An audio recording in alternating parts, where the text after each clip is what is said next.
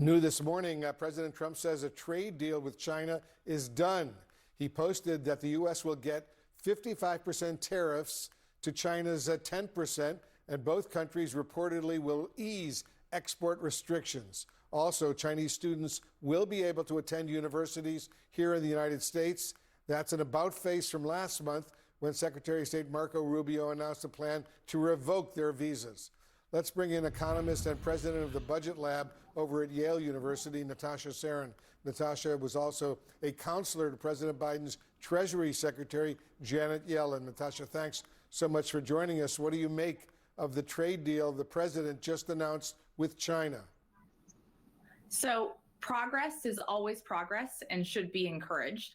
I will say it's important for your viewers to understand, Wolf, this agreement is basically the agreement to a deal that was already agreed to in May.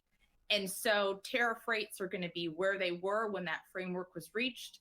I think it's great that we're seeing the administration make progress with respect to rare earths because they power everything from our national defense to semiconductors, and that's incredibly important to our economy and to our strength. And I was also sort of pleased to see the president be explicit that he welcomes Chinese students into this country.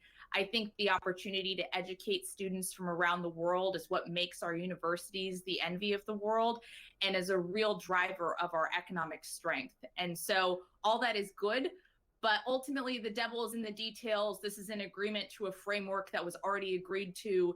And so we're kind of going to have to wait and see the extent to which this ultimately moves the needle with respect to pushing against the trade war that we launched in April. I want to ask you about these new CPI numbers, Natasha, that show inflation rose less than expected last month despite the tariffs. In recent months, several inflation reports have beat expectations. Tell us why you think that is. How do these numbers keep coming in better than expected, frankly, and how do you view this latest report? So I view this latest report as good news for the American economy, which is ultimately quite strong. And I think if you unpack the numbers a little bit, though, you start to see where my nervousness is around the possibility that tariffs might disrupt our progress towards the inflation target.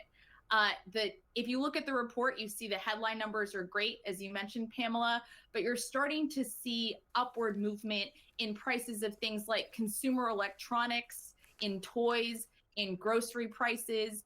And importantly, these tariffs are a bit of a lagging indicator because they're telling us about prices in May.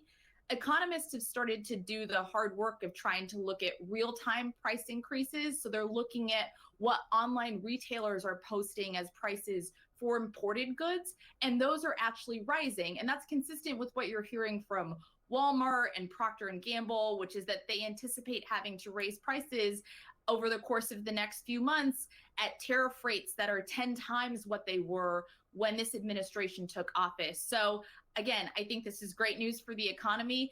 I hope it encourages us to rely on our strength and pull back from some of these exceptionally high tariff rates on allies and adversaries alike that have the potential to really move us in inflationary direction. And that's going to mean higher prices for consumers in ways that ultimately I don't think that they should have to bear.